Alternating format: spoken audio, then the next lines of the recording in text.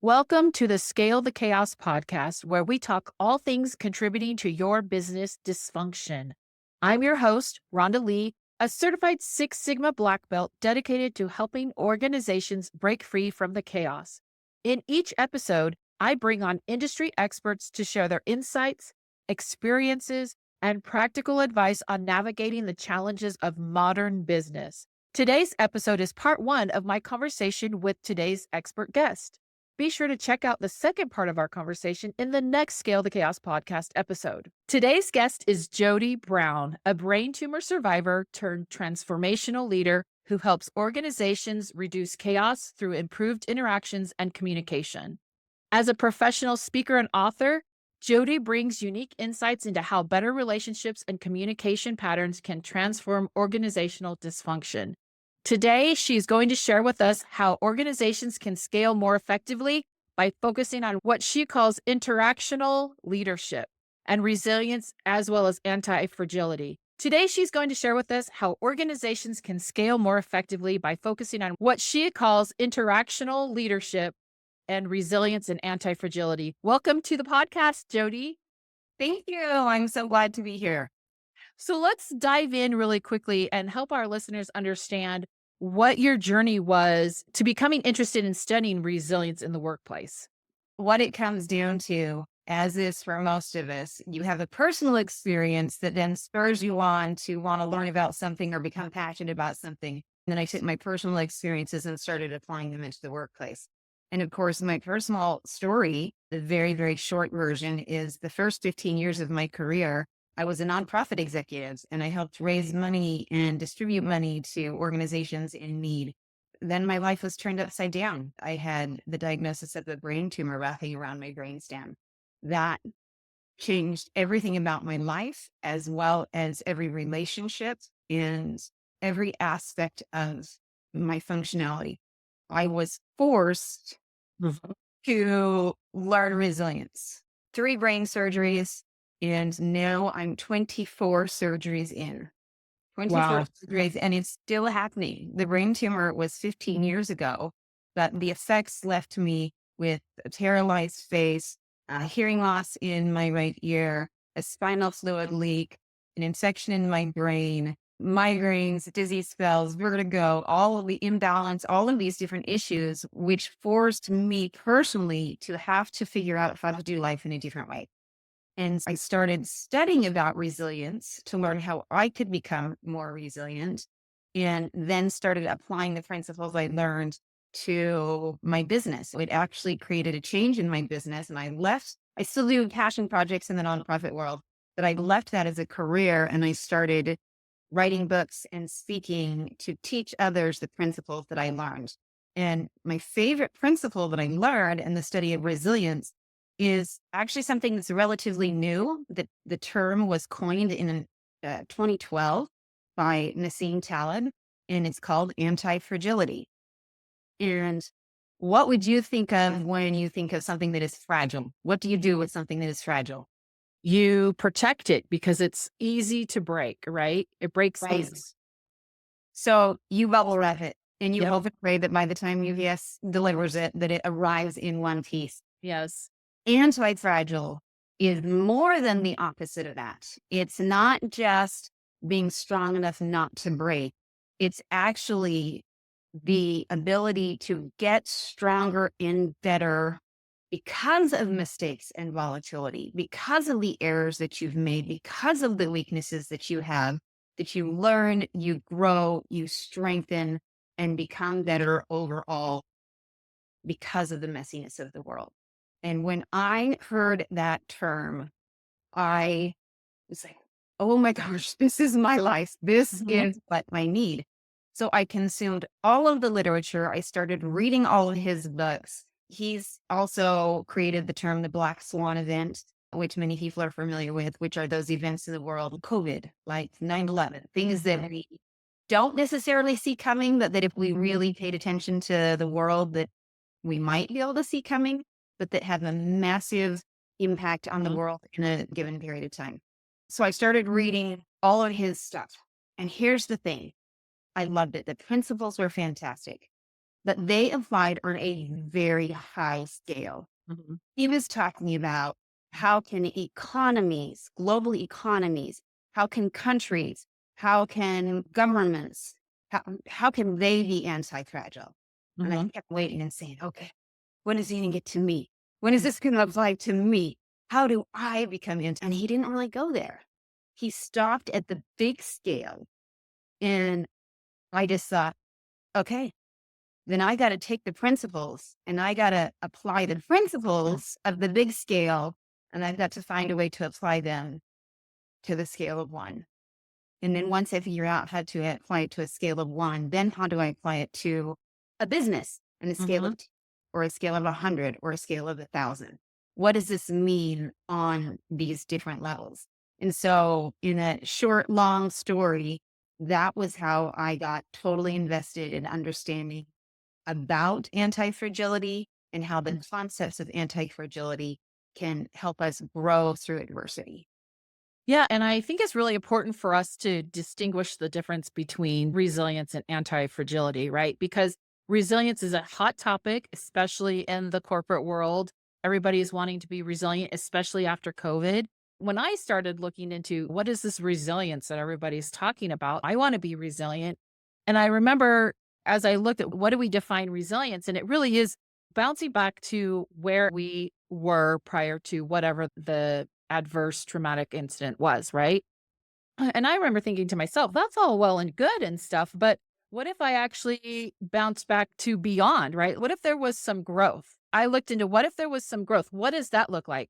I came across post traumatic growth, right? Post-traumatic growth, Which, yes, yeah, absolutely. but Which at is this, very mm, similar, but trauma is defined in such yes, a particular way that if exactly. you use it based solely on the definition of trauma, then there aren't nearly as many of us who've experienced actual trauma as what we might feel like. Exactly. And Yes. anti-fragility applies in so many more areas. Yes. And it's funny that you mentioned that, because talking about resilience and bouncing back, because I actually wrote a magazine article for Brains magazine. And it was, I think the title was, Is Resilience Overrated? Yeah. Why People Shouldn't Be to Bounce Back Exactly. for Hardship. Yes. Because why in the world would you want to go through something difficult and only become as good as you were before? Exactly. Why would you not want to become better, stronger for the Yeah. experience, for surviving that hard experience? When I stumbled upon this post traumatic growth, I felt, okay, this certainly fits some of my experiences, but the actual definition of clinical trauma is pretty narrow. So, by those standards, there's a small percentage of people that actually experience clinical trauma. However, everybody experiences multiple situations of adversity, right? So I Yes. remember thinking, okay, what is it that we can still grow from that? We don't have to experience some sort of clinically defined trauma to have growth, right? At least that's the hope.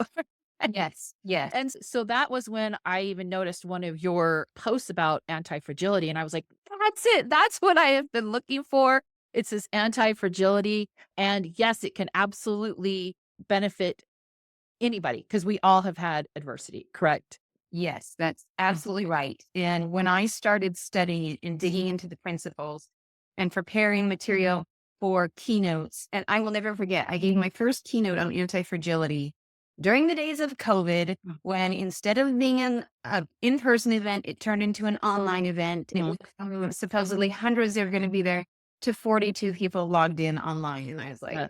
oh, yeah. So it was disappointing. And I gave this first keynote presentation on anti-fragility. And within 1 week, I had 5 different organizations book me to come and speak on anti-fragility. And that was when I realized, wow, okay, something about this resonates with people. If greater than 10% of the people in the audience took action and said, I want Yes. to see how to apply this to my organization, then you know that you hit on something. Yes. So the research, some of the first research that I did, that I found out about, that was actually not the author's research, but my Mm. personal research, just looking into the strength of getting better after a Mhm. struggle. I came across a study that may seem to have to do nothing with the topic that I think applies directly. Uh-huh. And in 1918, there was a study done on trees and the strength of trees. So when they would cut down trees to use for lumber, they would take little slices and they would look at the rings and they would count the number of rings. And the rings determine two things. One, it helps determine the age. It also helps determine the strength of the tree based on how much water and how much light, all those sorts of things. They have this study that was done in 1918. They replicated the study 100 years later in 2018. By this point in time, the lumber industry had totally changed, and there were tree farms where you're putting the trees in the best conditions possible with the most light, with the right amount of water. And they did the study and they measured and counted the rings on the trees. And guess what they found out? The trees that were grown in ideal locations had fewer rings and less strength. They were not as strong because they were not forced to survive difficult circumstances. And the idea hit me, and I just went, oh my gosh. So much of our lives is spent trying to make life easier. And yet the reality is, it is the stressful, hard, adverse circumstances that make us grow and make us stronger.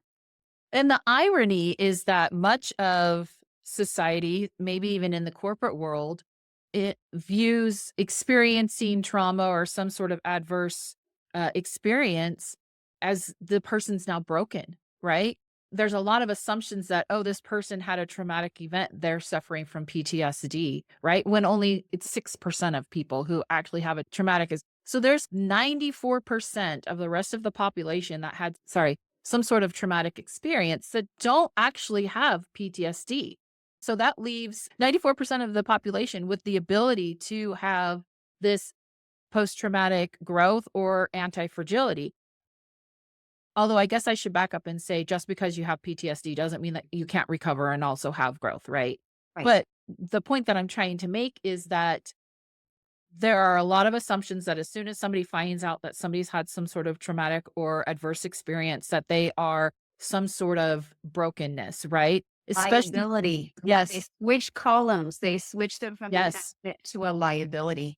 And that happens a lot in the disability world, yes, in the world of people that have challenges that are, whether they're visible or invisible. Once someone finds out that there was some kind of disability, that very same assumption is made as with trauma, which is, oh, we gotta walk carefully on eggshells around this person because they are fragile. And yes, this, I think, is one of the ways where the world is doing a disservice because we are bubble wrapping people like we're bubble wrapping our packages. yep, And that doesn't do anyone any good. We need people to experience those hardships so they can grow stronger and get better. And the reality is, someone who has faced a difficult adversity and gotten through it actually is so much more equipped to do yes, the things because they have had to work so hard to do the same things that other people do on a normal basis. yes, Normally functioning people, and I don't want to say this glibly because I don't want to put anyone down, but I was really good and effective at doing life before brain tumor and brain trauma put my life into a tornado. yes, And I didn't understand things like depression, hardship, disability. I could just go and do all day long. And I was effective. I was fast. In fact, sometimes I was too effective and fast. I could get a job at work and I'd be done within hours. And I'm like, okay, now what do I do? Maybe more to keep me challenged.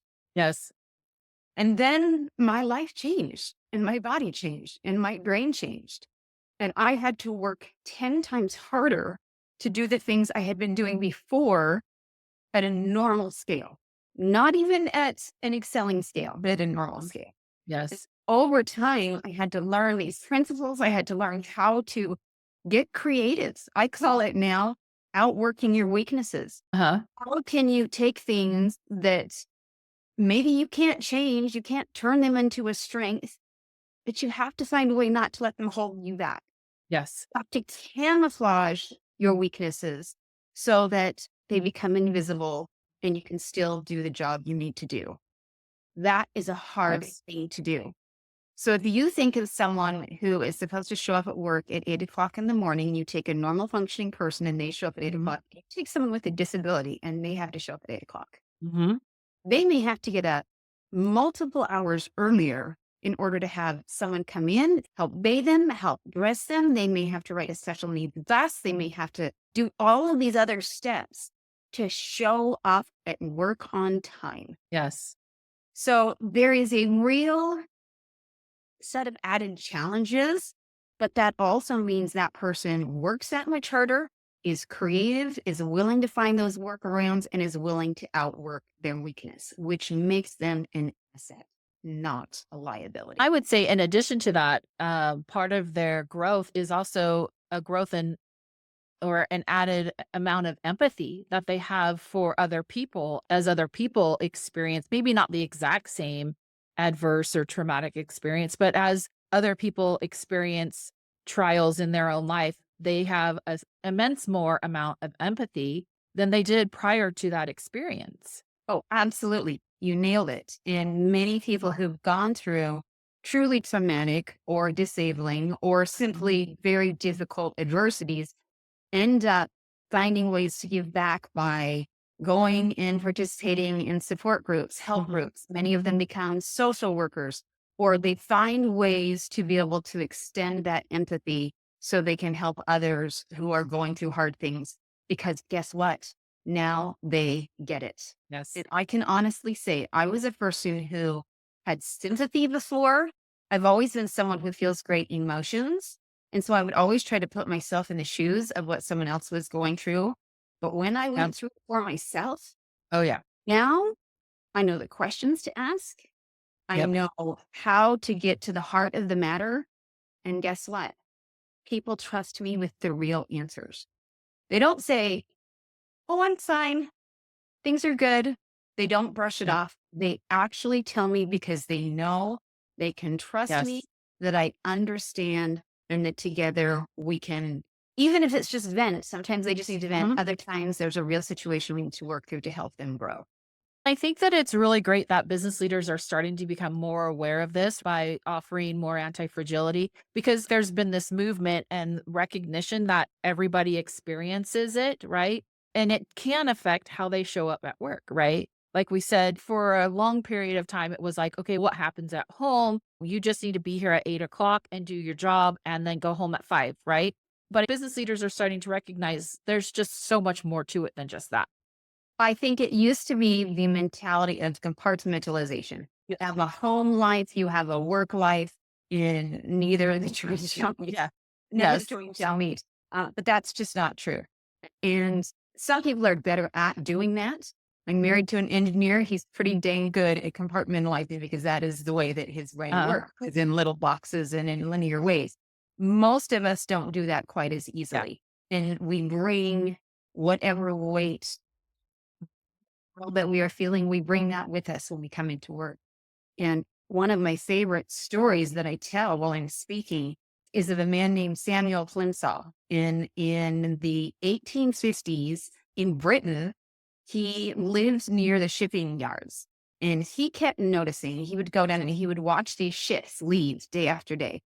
And many times those ships would not come back. And there would be talk amongst the people of what happened. Oh my gosh, it was sunk at sea. And then he started noticing not just the cost of the merchandise that was being lost, but the lives that were being lost. Mhm. And even though he had nothing to do with it, he set himself about figuring out what was going on.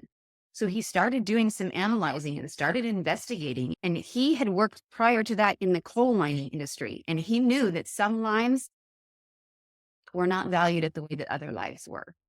He had felt that personally as a miner, and Yeah. how many coal miners lost their lives. And he Yeah. saw some of these sailors' lives were being treated in the same way. So he wanted to get to the bottom of it.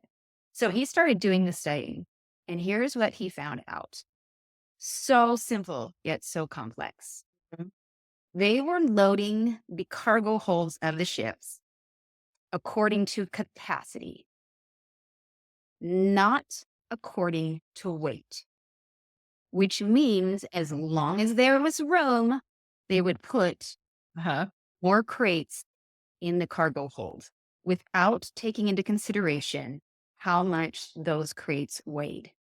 They were literally sinking their own ships because they were weighing them down so much. And while they would do okay for a little while in while they were at port, once they got out on rough seas and the salinity of the water changed and there was even a little bit of storm or wave, those ships would sink.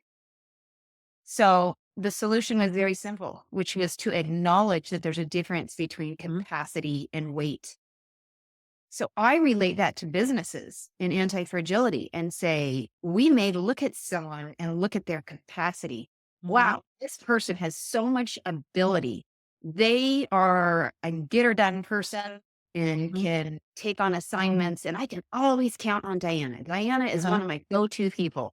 Jeremy, he's another one. He's one of those people that I can always go to when we need extra work done.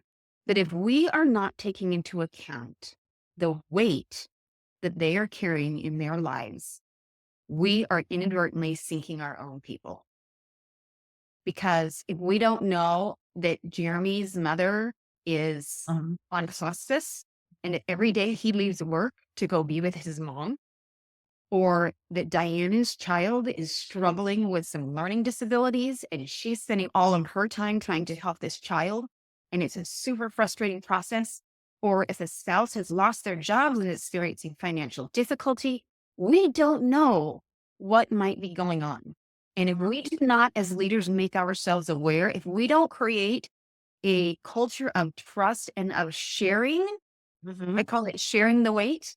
If we Yes. don't allow ourselves to share the weight of the things that are going on, we are going to be sinking our ships and we're going to be sinking our people. And so the analogy, I suggest that people have a weekly weigh in, a check in with their people. What is going on? Where are you? And where are you according to the tasks that you have to do and according to the things that our team needs to accomplish this week? And then finding ways to share the load, finding ways to spread things out. If you know that someone is going to come in and they're not going to be operating at their maximum efficiency, find other ways to help, whether it's throwing some things overboard, whether it's changing priority levels or changing deadlines, or it means that someone else helps pick up the slack right now. And then later someone picks up the slack for them. It does involve amount of vulnerability Mhm. and sharing, but ultimately, it creates more trust and it creates more effective teamwork because people know that they can rely on each other and help each other. And then you can assure that the ship is going to sail safely to its destination. Everyone is going to arrive and they're all going to be better for it. I love that story because Yes. it reminds me as a leader that I have to always be watching for weight. I have to Mhm. look at the weight that someone is carrying and not just look at their capacity because I don't ever want to be sinking my own people or putting more on them than they can handle. I love that story. What would you say to business leaders who are trying to evaluate, okay, does my organization have a lack of anti-fragility? Are there signs, or would you say if you're not being intentional about it, then you just need to be?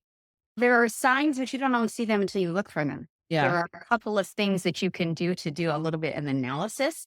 One of the things you can always do is experiment.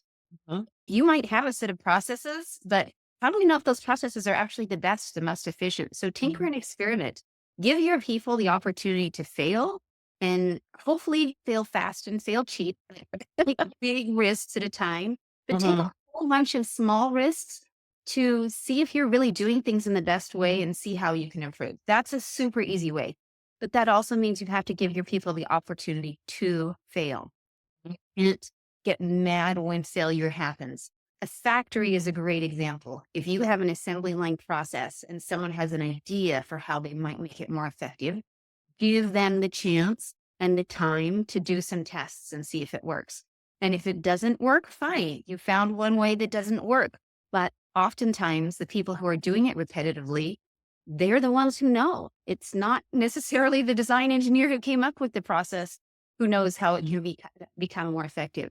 So part of that is that failure. It's experimenting and failing, and experimenting and failing. So that's one thing you can do. Okay.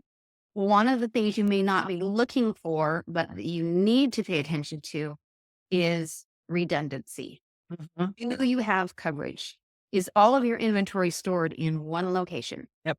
Do you have one person who holds all of the knowledge for a specific process? Do you have one way of shipping your product? What happened during COVID? What happened to the grocery store shelves during COVID? They got emptied. And everyone was saying, "What in the world? Where's the Uh-huh. toilet paper? Where are the eggs? Where are all of these staples that we're so used to?" Certain shipping lines were shut down during COVID, and we had whole bunch of cargo ships waiting that couldn't be allowed into past international seas and allowed into a country. Or we had trucks that weren't allowed to cross state borders because of COVID restrictions. So if you rely on just one method or one person or one way of doing things, that puts you at risk. And so the anti-fragility aspect of it would be create redundancy. Make sure there's always someone who knows the information, who knows the processes. Make sure you have more than one way of doing things. You have more than one facility that stores your inventory.